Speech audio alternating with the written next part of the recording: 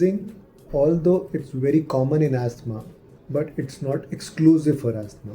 So that means everything that's wheezing is not always asthma. Wheezing is technically a musical sound which you get while you're breathing. If you're breathing heavily or you're breathing quietly, sometimes you get a musical sound that's called wheezing. It could be a marker of asthma.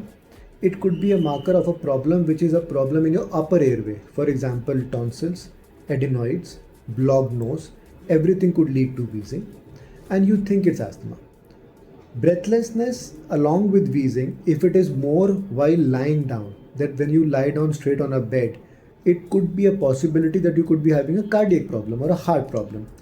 Along with that, in a cardiac problem, you get swelling of the feet. When you get relief on lying down, but you get more problem while walking, it's mainly a lung problem. So this is how we differentiate.